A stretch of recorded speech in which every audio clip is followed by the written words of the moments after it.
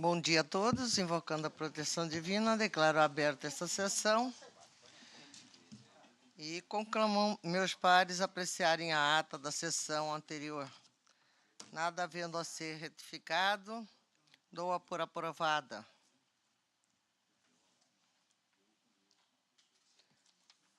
Processo adiado para a próxima sessão, por determinação do relator, desembargador Luiz Ferreira.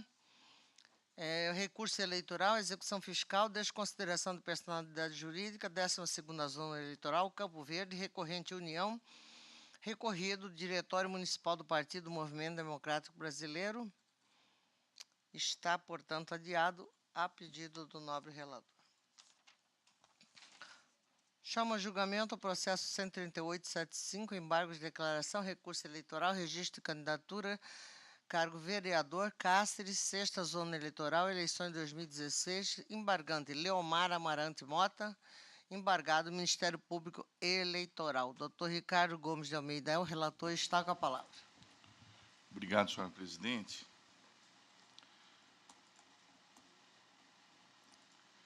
Senhora presidente, me permite resumir a questão. Embargo de declaração.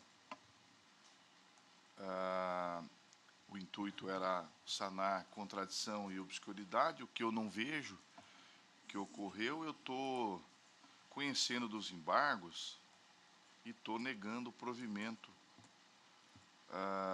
Então, ante o exposto, estou rejeitando os embargos opostos por Leomar Amarante Mota e o voto está disponível aos eminentes pares. É como voto, senhor presidente. Consulto os demais pares e todos estão de acordo. Todos de acordo, proclamo o resultado. O tribunal, por unanimidade, negou provimento aos embargos nos termos do voto do doutor relator.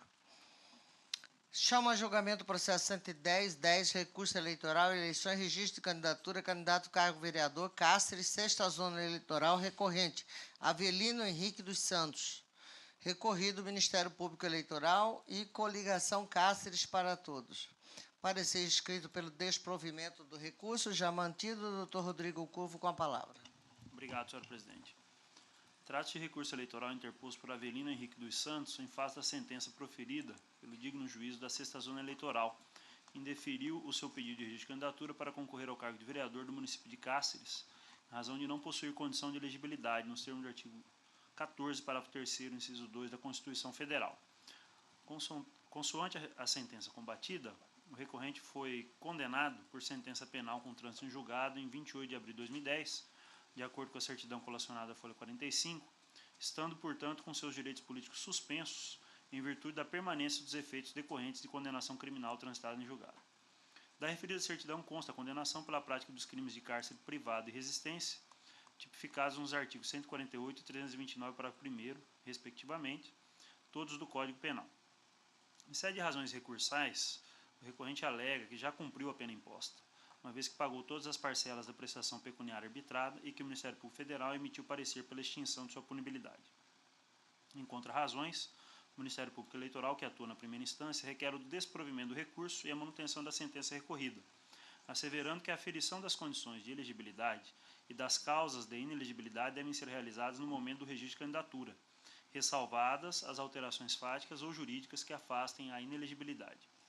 O Procurador Regional Eleitoral opina pelo desprovimento do recurso, em virtude de o pré-candidato não se encontrar em pleno gozo dos direitos políticos, e inova ao afirmar a remanescência da causa de inelegibilidade prevista no artigo 1º, 1, a linha E, item 1 da Lei Complementar 64/90, razão pela qual requereu a manifestação do recorrente acerca da nova matéria apresentada.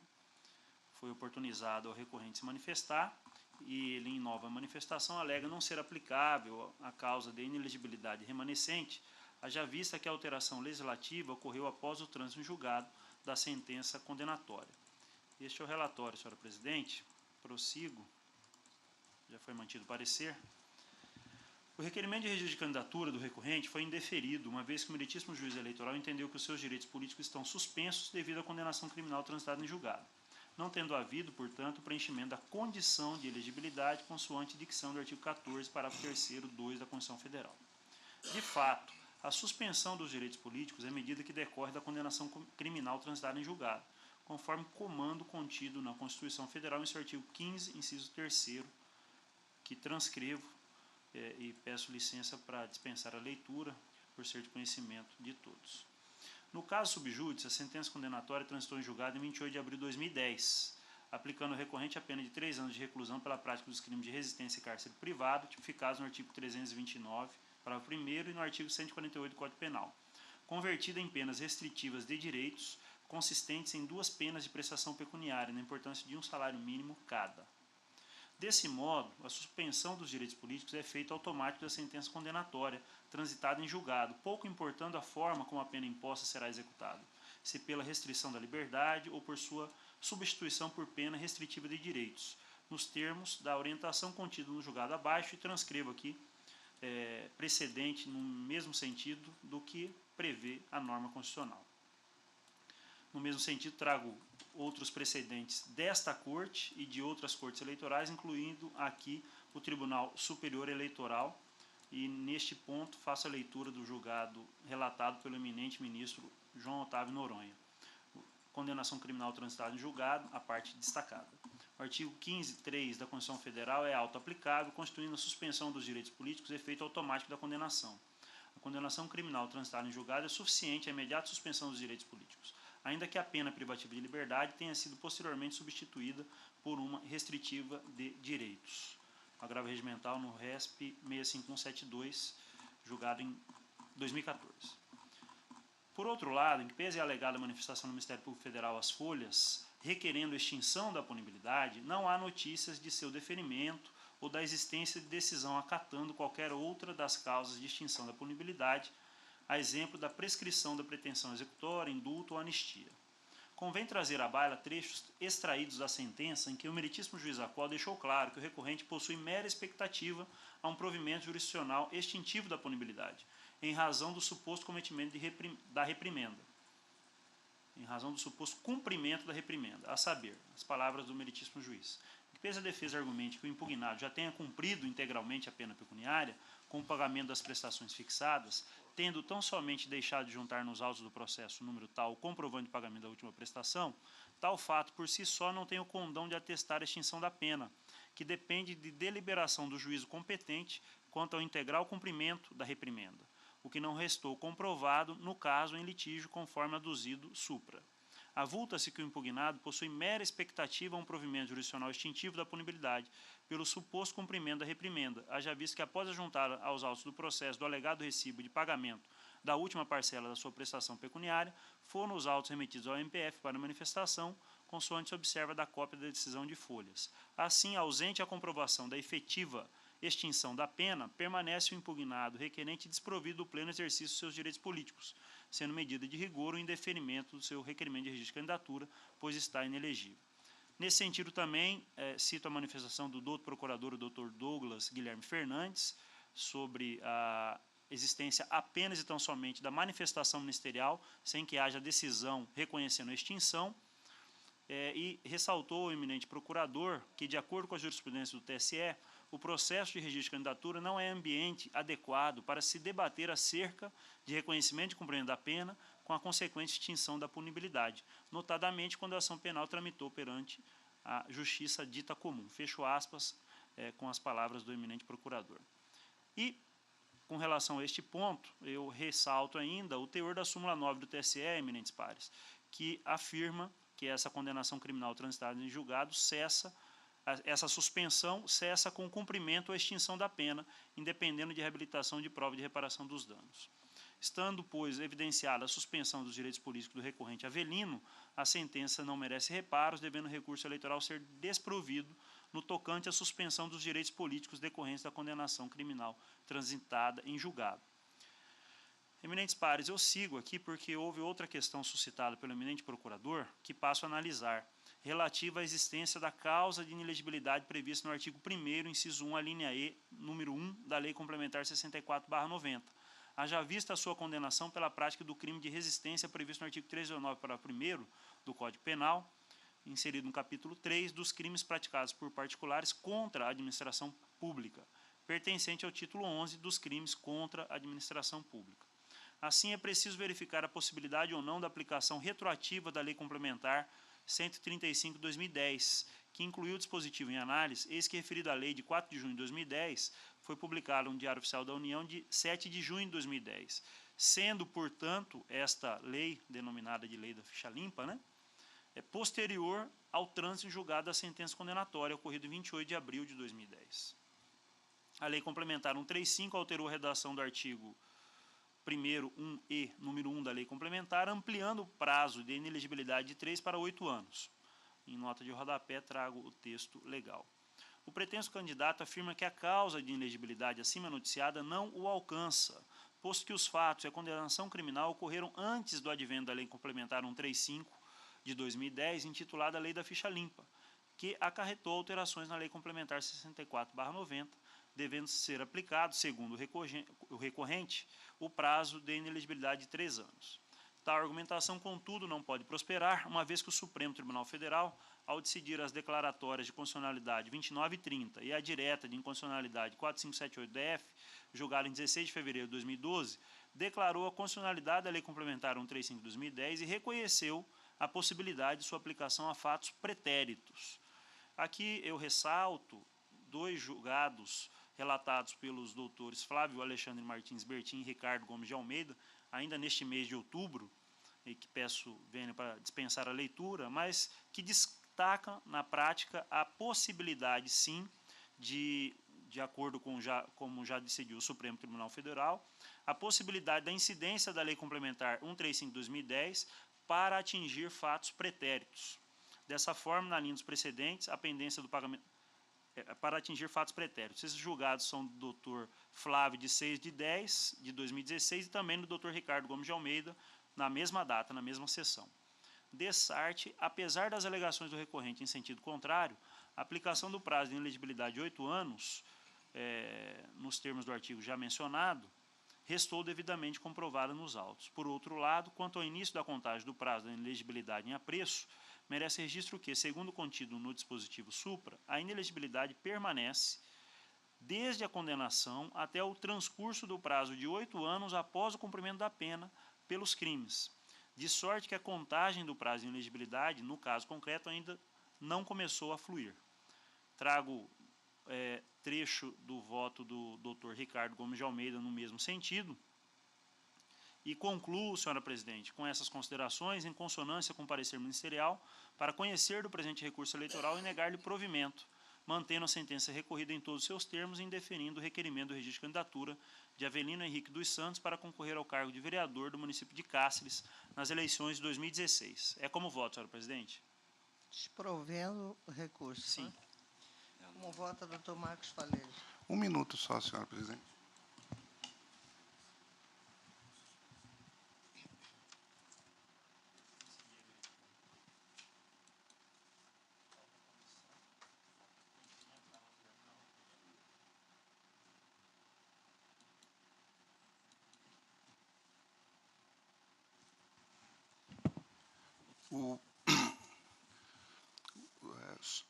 Excelentíssimo doutor Rodrigo, só uma indagação. Aqui o senhor não está considerando a inelegibilidade constitucional da... Ele já houve a extinção da pena pelo seu cumprimento, né? Não? Ao contrário, não há prova e não é um ambiente propício à Justiça Eleitoral debater sobre a extinção da pena ou não, não há prova da extinção da pena criminal imposta a ele. Tá, eu vou acompanhar o relator, mas eu vou fazer uma ressalva que esses 2 crimes aqui, 148, eu acho que qual é 148? E o 329, eu tive um voto esses dias atrás que eu entendo que, mesmo sendo contra no texto contra a administração pública, eles não geram inelegibilidade, tá? No caso, aquela infraconstitucional, não a constitucional de 8 anos, entendeu? Eu vou acompanhar o relator, mas eu vou fazer essa ressalva. 148, salvo engano, é cárcere privado, né? E o 329 é resistência. Apesar de estar dentro do título de crime contra a administração pública, eu tenho entendimento que esses 2, ele não entra na inelegibilidade infraconstitucional. Só essa ressalva, mas, já que o doutor Rodrigo falou que não tem prova que passou, eu acompanho o relator. Desembargador Luiz Ferreira. Doutor Flávio. Com o relator, Excelência. Doutor Ricardo. Com o relator, senhor. Doutor Paulo Sodré. Com o relator. O Tribunal, por unanimidade, negou provimento ao recurso nos termos do voto do doutor relator em consonância com o parecer ministerial. Chama o julgamento do processo 7855, recurso eleitoral, representação, direito e resposta, propaganda política, eleitoral, horário eleitoral gratuito, Cuiabá, 54ª Zona Eleitoral. Coligação, um novo prefeito para uma nova Cuiabá. Recorrido, coligação Dante de Oliveira. E Leonardo Gonçalves de Oliveira Ribeiro. Parecer escrito pelo desprovimento, mantido o doutor Paulo Sodré com a palavra. Senhora Presidente, trata-se de recurso eleitoral interposto pela coligação Um Novo Prefeito para uma Nova Cuiabá, contra a sentença do juízo da 54ª Zona Eleitoral, que, em dissonância com o parecer ministerial, julgou improcedente o pedido contido na representação por ela ajuizada contra os órgãos recorridos. Alega, em síntese, que a decisão não foi justa por destoar de julgamentos anteriores da magistrada.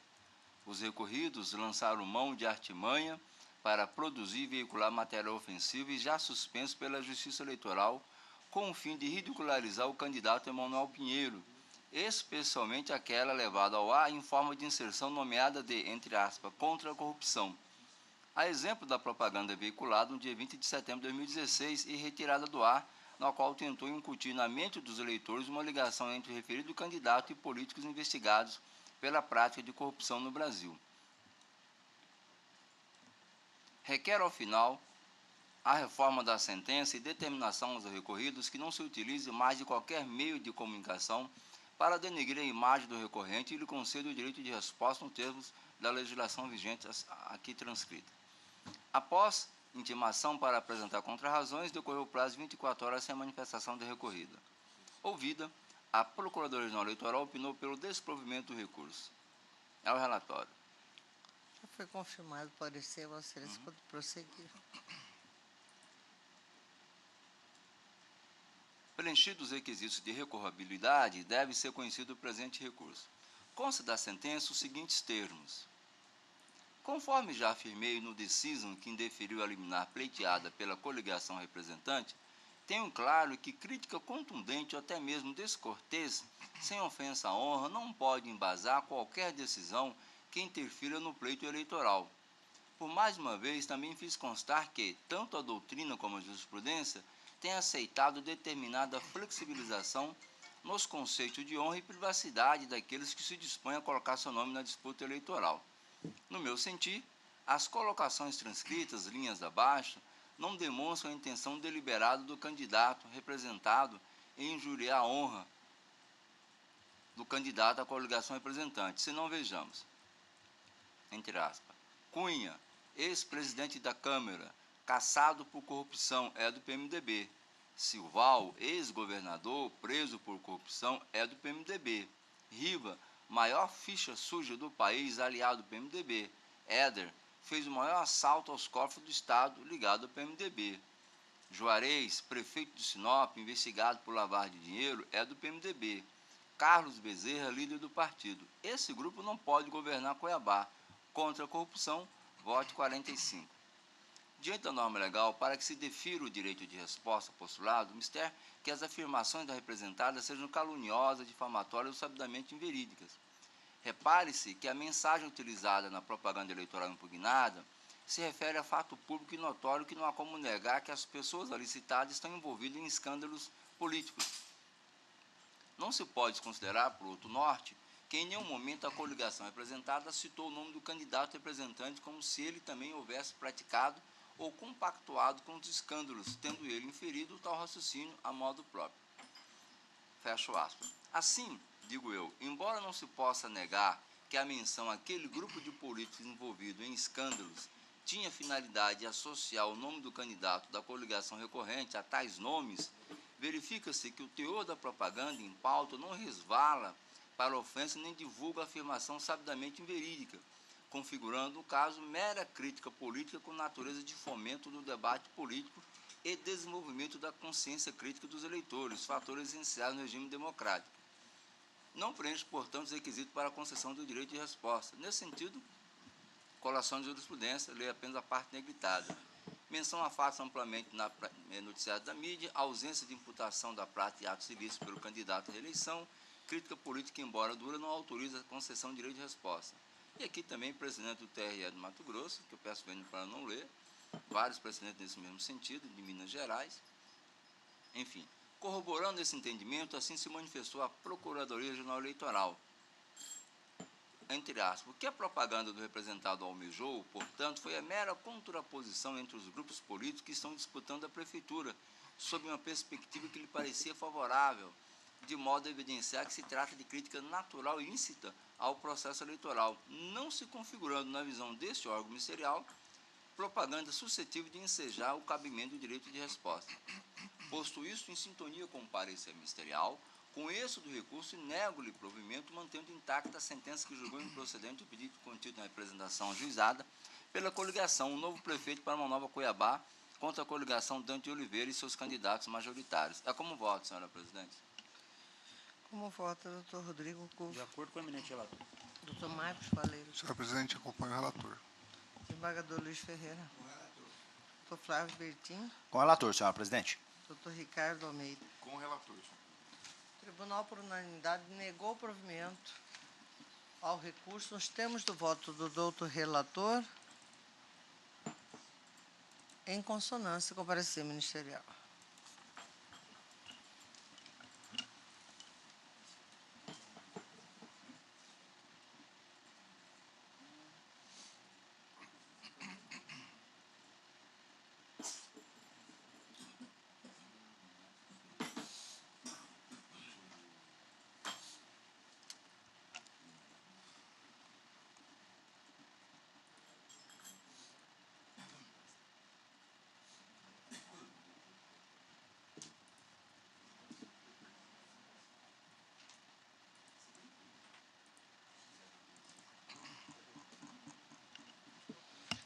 Julgamento em bloco, a pedido do nobre relator, desembargador Luiz Ferreira, processo 117.20, representação, veiculação de propaganda partidária, inserções, reserva legal de tempo, participação política feminina, descumprimento legal.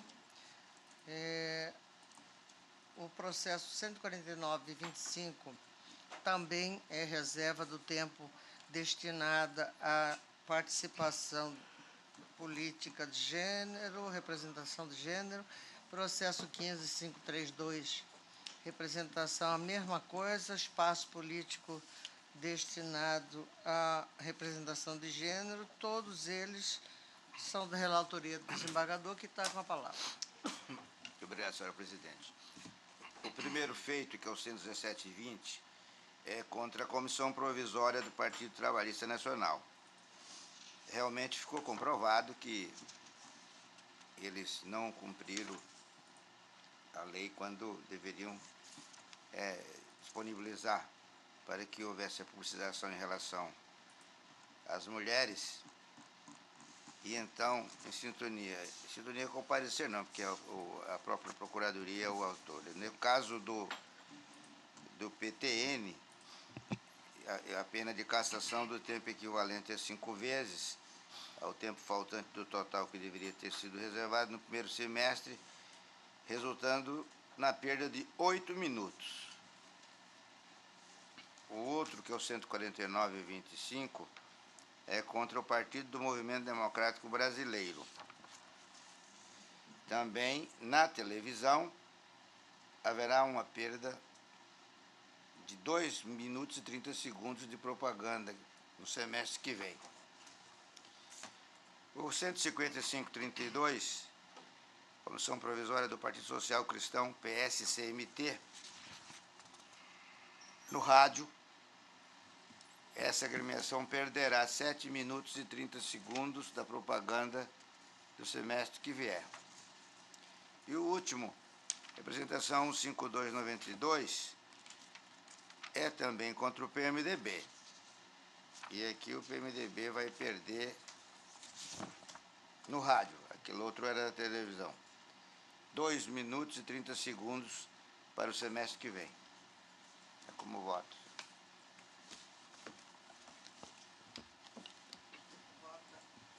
Como vota o primeiro vogal, doutor Flávio? Eu vou acompanhar o relator. Uma função Doutor que isso já é coisa corriqueira, né, estimador? Doutor Ricardo Almeida? Com o relator, senhor presidente. Doutor Paulo Sodré? Com o relator. Doutor Rodrigo Curvo? Com o relator. Doutor Marcos Faleiros? Senhor presidente, acompanha o relator. O tribunal, por unanimidade, julgou procedentes as representações nos termos do voto do doutor relator. Em julgamento, o processo 9068, recurso eleitoral, propaganda política, eleitoral extemporânea, rede social, Facebook, sorteio de brindes, Sinop, 22ª Zona Eleitoral. Ministério Público Eleitoral é recorrente e recorrido Fernando Eleodoro Brandão. Parecer escrito pelo desprovimento do recurso já mantido do Dr. Marcos Faleiro com a palavra. Senhora presidente, a questão ela é um pouco complexa, principalmente na interpretação da jurídica, da subsunção dos fatos à norma legal, de forma que eu vou optar por explicar aos nobres julgadores a respeito, ao invés de ler os votos, para que cada um tenha uma noção exata do que aconteceu. Nesse caso aqui, o representante ao Ministério Público, o representado é um vereador de Sinop, que em julho de 2016, ele fez um vídeo ao vivo nas redes sociais. Eu assisti o vídeo, ele tem 28 minutos, aproximadamente, e alguns segundos, e tem até algumas paralisações, interrupções, e posteriormente esse vídeo foi postado em sua página pessoal. Eu até tirei foto são 2 documentos, o documento de folha 7 e o vídeo acostado às folhas 13 dos autos, são basicamente os documentos principais que instruem os autos. Em suma, esse vídeo é o seguinte, ele é vereador, ele indicou uma verba pública do município para a realização de um evento que chama Pôr do Sol Cultural. E nesse evento tinha um show do comediante Pedro Manso, que ele tem uma certa notoriedade lá na região, e esse show foi pago com dinheiro público do município de Sinop. E no vídeo, ele, como vereador, simplesmente fica fazendo uma série de firulas. Vou dar exemplo, muito parecido com o programa do Silvio Santos, mandando um abraço para João, para José, e fez o sorteio de 6 ingressos, exatamente 6 ingressos para o show que, nesse evento, Pôr do Sol Cultural. E durante esses 28 minutos. E basicamente, e posteriormente, fez ao vivo primeiro e depois replicou em sua página pessoal. Veja, em nenhum momento ele fez pedido subliminar de voto, campanha eleitoral, disse ser pré-candidato, etc.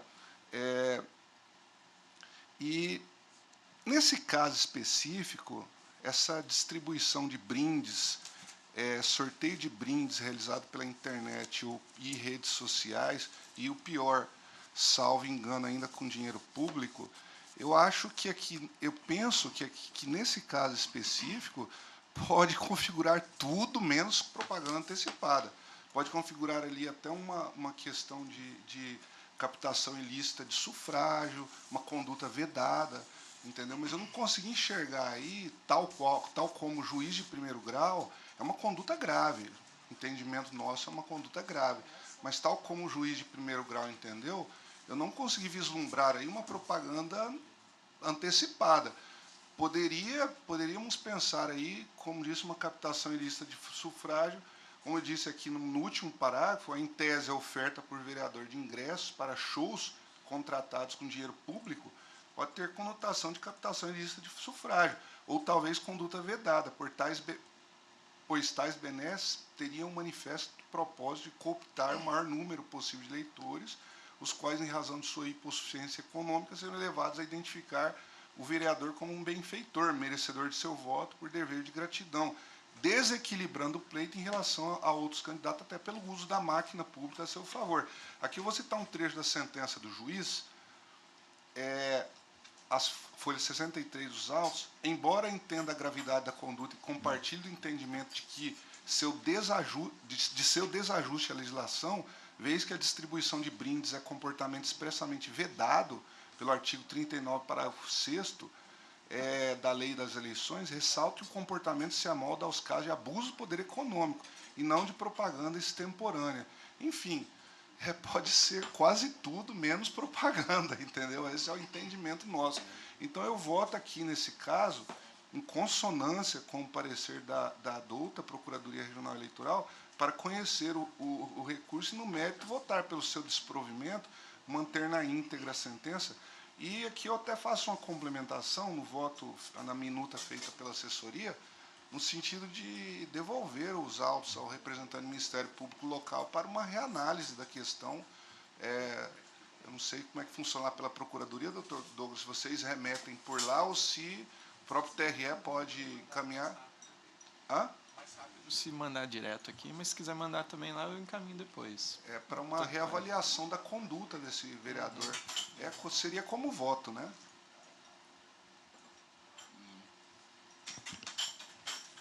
O senhor vai acrescentar aqui no seu voto. Sim, acrescentar o voto ao remessa. encaminhamento dos autos. Mas os autos não vão retornar, e aí o Ministério Público em Sinop vai tomar ciência e pode adotar as Isso. providências nesse sentido. Né? Os autos vão retornar. Também.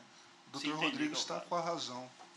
Vossa Excelência está desprovendo ou não conhecendo? Não, estou desprovendo o recurso em consonância com o parecer da Procuradoria Regional Eleitoral, mantendo na íntegra a sentença proferida. É que eu me perdi um segundo, eu peço... Conhece e nega provimento. Não, eu sei, mas é que eu me perdi um segundo, porque eu vim acompanhando o raciocínio dele. Ele estava dizendo que poderia ser tudo menos propaganda extemporânea. Dentro dessa ótica, dessa linha de raciocínio, não conheço? Olha, o juiz em primeiro grau, ele julgou improcedente lá, né, no caso, né? Eu estou mantendo a sentença. Não, dele. tem que conhecer. E negar provimento. Conhecer e negar provimento. E aí manda remeter peças. E remeter novamente Peças. ao Ministério Público, né? Desembargador Luiz Ferreira. De acordo, ele vai De acrescentar. acordo com Doutor Flávio. De acordo com as considerações, Excelência. Doutor Ricardo. acordo, senhor. Doutor Paulo Sodré. Com o relator, senhor presidente. Doutor Rodrigo De Curfo. acordo com o relator. O Tribunal, por unanimidade, negou o provimento do recurso nos termos de voto do doutor relator e em consonância com o parecer ministerial. Chama a julgamento o processo 29821, consulta licenciamento do cargo de vereador, suplência de vereador, coligação Barra do Garças. Consulente Miguel Moreira da Silva, presidente da Câmara Municipal de Barra do Garças, parecer pelo não conhecimento da consulta. Doutor Marcos Falejo, com a palavra. Senhor presidente, a questão aqui é simples. A Câmara Municipal de Barra do Garças, através do seu presidente Miguel Moreira da Silva, fez uma seguinte consulta, vou até ler aqui dos próprios autos. Caso um vereador eleito pelo voto popular, por algum motivo, necessite licenciar-se do cargo, dentre os suplentes de sua coligação, não haja nenhum apto a ser diplomado, quem deve ser o próximo suplente a ser convocado a assumir a vaga? Eu estou entendendo, primeiro, essa consulta foi feita em período de eleição, o que não pode, né, que é vedado acompanhando o parecer da douta Procuradoria. Segundo, é uma questão referente a caso concreto, que também é vedado pelo nosso regimento interno aqui da Corte. E tendo uma questão que a douta Procuradoria levanta, é que é a questão de que essa consulta ela possibilita até uma identificação de ocupantes de cargos e pode se consumar até em assistência jurídica ao consulente, né? Que o doutor Douglas levanta aqui no parecer dele, e uma série de outras questões. Eu acho que não preenche nenhum requisito de consulta aqui, essa consulta, nesse caso aqui, de forma que, em harmonia com o parecer ministerial, não conheça a consulta Eu voto pelo não conhecimento da consulta eleitoral formulada por Miguel Moreira da Silva. Eu não ouvi, da Procuradoria. Exatamente nesse sentido, senhor presidente. Desembargador Luiz, De acordo. doutor Flávio, De acordo, César. doutor Ricardo, De acordo, senhor presidente. doutor Paulo De Sodré, acordo. doutor Rodrigo Com o Couto. relator. O Tribunal, por unanimidade, não conheceu da consulta nos termos do voto do doutor relator em harmonia com o parecer ministerial. Processo 35454, agravo regimental, mandado de segurança, referente ao processo número tal, propaganda política eleitoral, horário eleitoral gratuito, deferimento de liminar, pedido de concessão de liminar, eleições 2016, agravante, coligação Dante de Oliveira. Desembargador Luiz.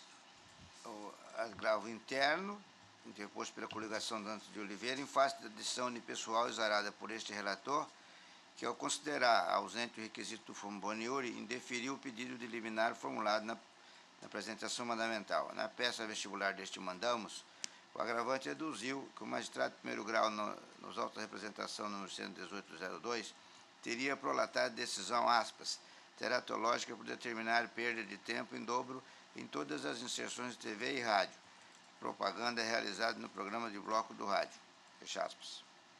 Em face da decisão do juiz eleitoral da primeira zona, os agravantes impetraram o mandado de segurança retrocitado, por meio do qual pretenderam a sustação de todos os efeitos da decisão do juízo, com imediata comunicação às emissoras de rádio e televisão, bem como a compensação nos próximos dias do tempo que ele foi subtraído das inserções. No entanto, ao se analisar o remédio constitucional ajuizado, foi observado que o magistrado de primeiro grau já havia retificado parcialmente os termos de sua decisão, não restando, em juízo de cognição sumária, qualquer teratologia a ser corrigida por esse tribunal com referência a outra parte do deciso. Resignado, o agravante deduziu o vertente agravo interno, objetivando reformar o veto vergastado, reconhecendo-se o equívoco da decisão interlocutória prolatada pelo juiz da primeira zona eleitoral, para que liminarmente seja concedida a segurança pleiteada.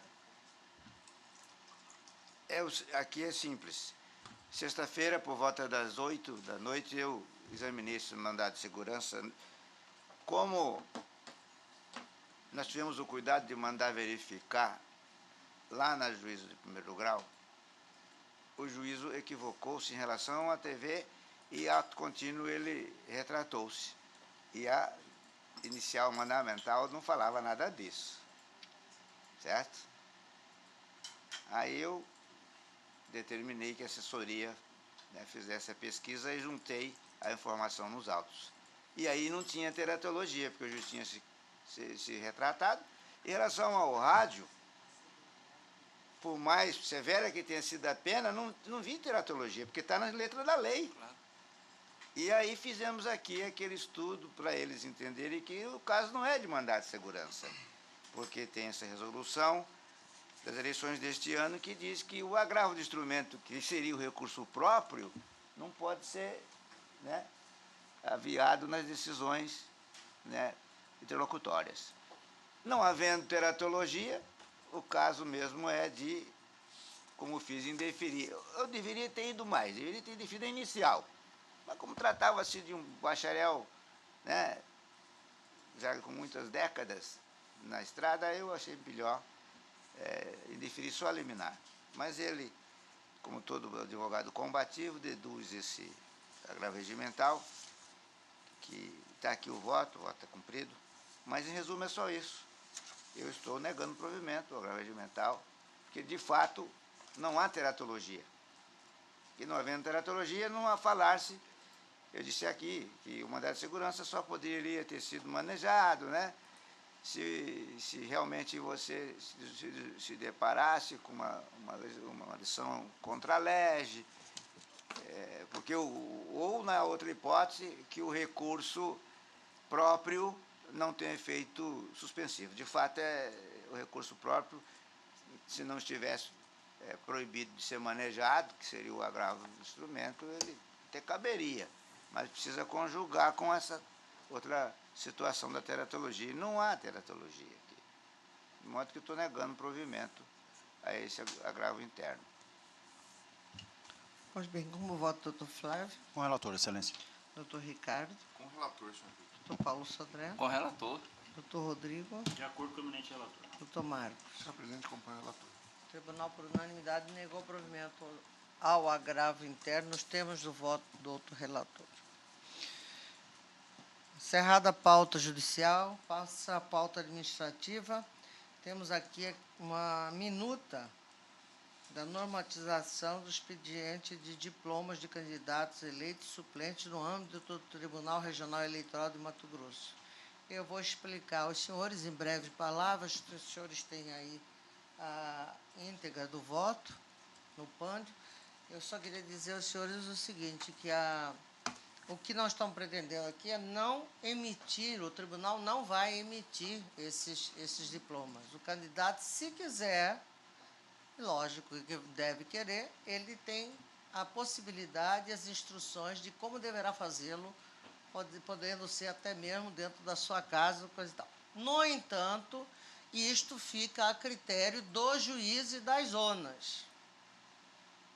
Nós estamos apenas dizendo que o tribunal não fará isso aqui de iniciativa própria. Mas, como não é da nossa competência, e sim dos juízes, está transferido a decisão para que os juízes, se entender necessário, se entender que este será o caminho mais econômico para o poder público, ele poderá fazê-lo desta forma, porque o tribunal já entendeu dessa forma.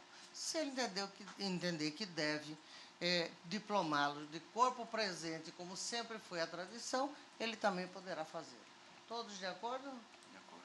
De acordo. O Tribunal, por unanimidade, aprovou o normativo que dispõe sobre a diplomação dos candidatos eleitos e suplentes no âmbito do Tribunal Regional Eleitoral de Mato Grosso. De corpo presente, pareceu... Corpo presente. Missa de corpo presente. Missa de corpo presente. É porque na eleição passada nós tivemos uma diplomação do Walter Rabelo que não foi de corpo presente, né? Caso Você lembra desse? É um caso concreto. Nós temos caso concreto. Não é uma aberração. Não foi, né, senhor procurador? Lembra disso? Processo administrativo é aqueles casos de afastamento dos juízes pedindo para se afastar da zona após as eleições para cursos de curta duração, e eu estou autorizando, obviamente, submetendo ao crivo deste egrégio plenário. Todos de acordo? De acordo. Tribunal, por unanimidade, deferiu em caráter excepcional o afastamento do senhor Gleidson de Oliveira Grisoste Barbosa, juiz da 21ª Zona, no período de 11 a 15 de 2016. Mais um caso, esse caso é de designação da magistrada para responder, auxiliar das atividades da Corregedoria do TRE, no gabinete da Corregedoria. É o caso da doutora Adriana Santana Côniga, que atuará como juiz assessora da Corregedoria no período de 28/8 a 19/12 de 2016, porque até esta data nós teremos ainda algumas evoluções da própria campanha, do próprio segundo turno. Todos de acordo ou alguma? O tribunal, por unanimidade, alterou em parte a resolução 1844, que eu digo em parte porque ela previa uma devolução da magistrada ao Tribunal de Justiça em período anterior. Tá? Eu vou passar ao Breno para fazer uma explicação aos senhores, que nós temos um caso aqui atípico que muito provavelmente não, acho que nós teremos que fazer uma eleição suplementar. E o Breno irá explicar aos senhores. Na data de ontem, nós recebemos a notícia que o município de Conquista do Oeste já preenche os requisitos legais para a renovação das eleições, considerando que o segundo colocado e o terceiro colocado nas eleições estão na situação indeferido e o processo já transitou em julgado. Assim, nos termos do artigo 167 da Resolução 23458, é necessário marcar a data para a renovação do pleito. O TSE divulgou um calendário de renovações para o exercício 2017, com datas em janeiro, fevereiro e assim sempre o primeiro domingo de cada mês para a renovação no exercício seguinte.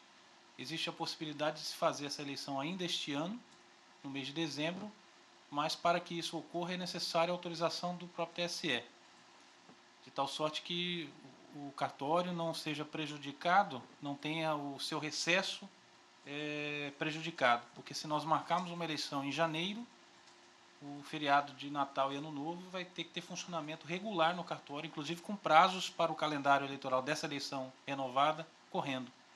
Então essa deliberação será tomada pela presidência e a necessidade de se pedir autorização ao TSE está consignada em normativos do Tribunal Superior. Mas pela orientação do TSE, ela deveria ir até o mês de fevereiro, é isso?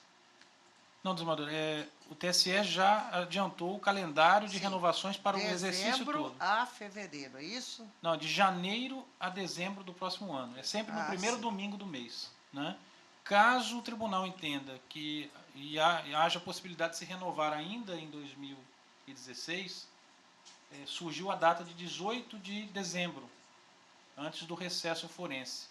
De tal sorte que a gente tenha 40 dias para o calendário fluir, um calendário de eleições renovadas, que é o prazo que a gente precisa para indicar as datas do registro até a eleição, né? E daí nós teríamos que pedir essa autorização ao TSE, aprovar os normativos que tratam não só da eleição, mas da prestação de contas até o dia 9 de novembro, para que o calendário iniciasse e fluísse, para que a eleição ocorresse no dia 18.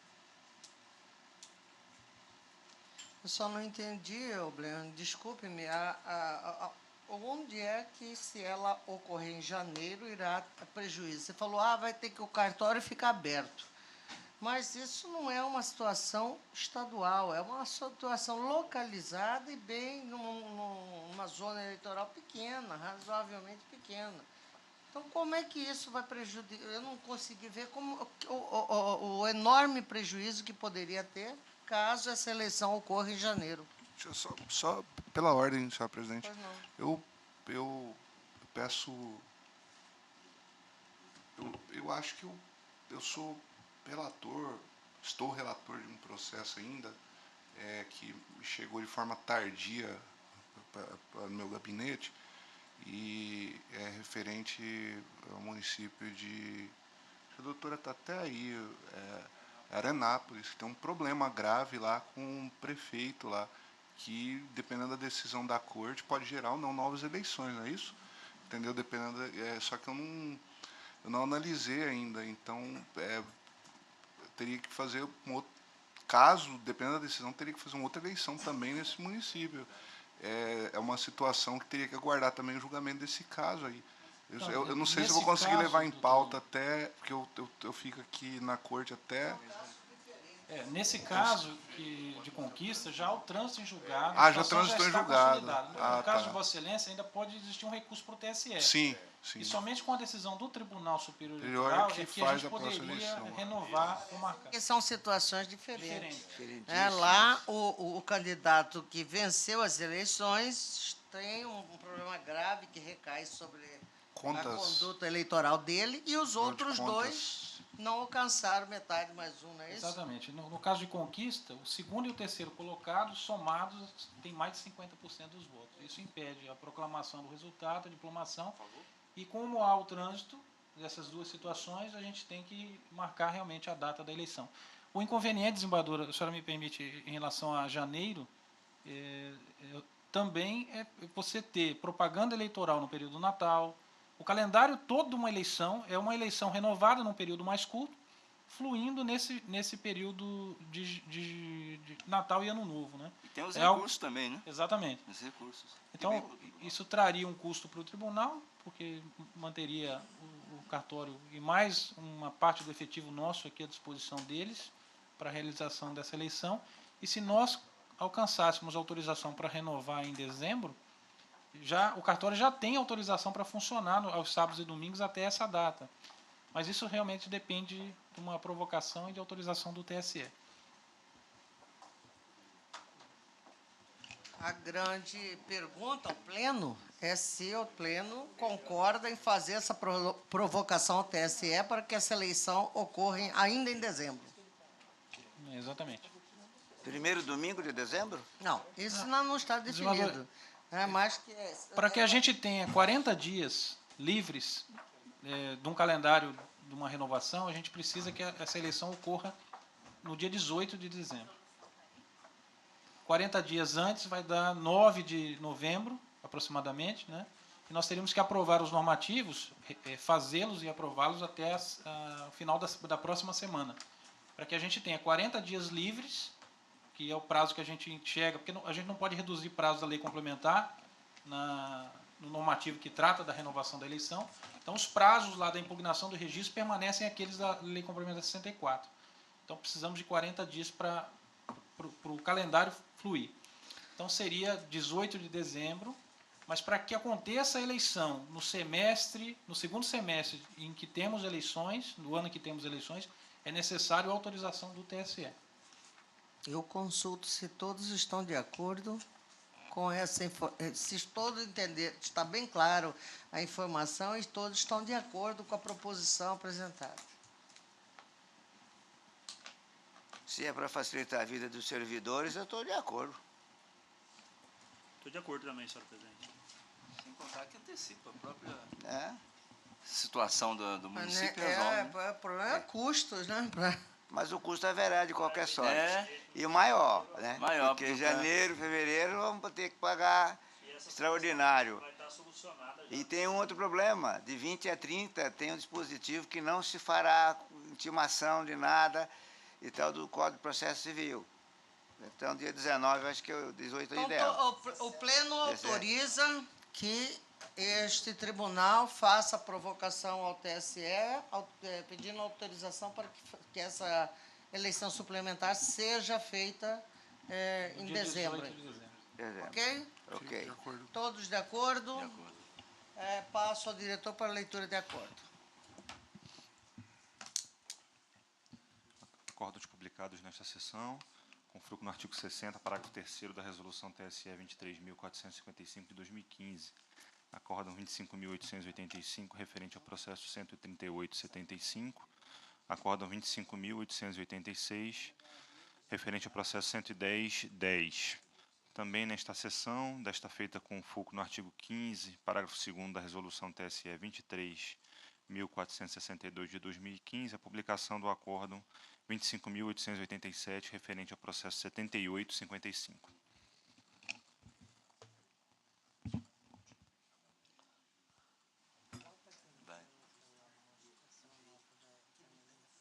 Vai ter que pedir remoção de lá. Alguém mais gostaria de fazer alguma consideração? Senhor presidente, Pois não. é só um aviso. Amanhã, os estudantes do 10º período da UNIC, aqui de Cuiabá, estarão nos visitando, né, com o professor Hélio. E só para avisar, né? Sempre é um prazer receber aqui os acadêmicos. Pois não.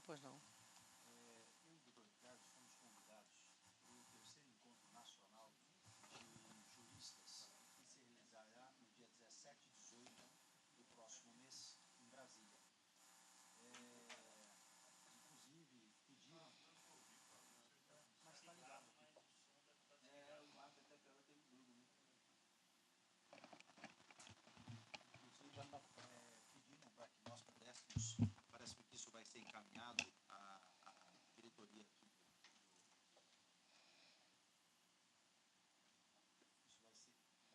Isso vai ser encaminhado à diretoria aqui do tribunal e, consequentemente, convite extensivo à senhora e ao desembargador. Mas nós gostaríamos já de adiantar e comunicar se houvesse o interesse. Se houvesse o interesse da participação tanto da senhora como do vice-presidente corregedor, nos honraria muito. E aí fica registrado aqui o nosso pedido para que nós pudéssemos, nesses dias, no dia 17, nós iríamos nos ausentar 17 e 18, se nós pudéssemos participar nesses dias, nesse terceiro encontro nacional. Ok. Eu, antes de encerrar, eu gostaria apenas de fazer aqui um registro, que eu estou olhando a Folha de São Paulo, onde aqui nós percebemos a indignação da ministra Carmen Lúcia com a posição do presidente de uma das câmaras legislativas, se insurgindo de forma chula e vulgar a um magistrado que decretou a prisão do chefe da Polícia Legislativa. Fica aqui, portanto, a nossa perplexidade, antes de mais nada, a nossa indignação, e eu não ousaria, por questão até de elegância e de algumas situações que o próprio cargo impõe, de dizer a este senhor, a este cidadão, da falta de autoridade para determinadas comentários, inclusive e principalmente quando essa autoridade está buscando esclarecer uma situação de moralidade e de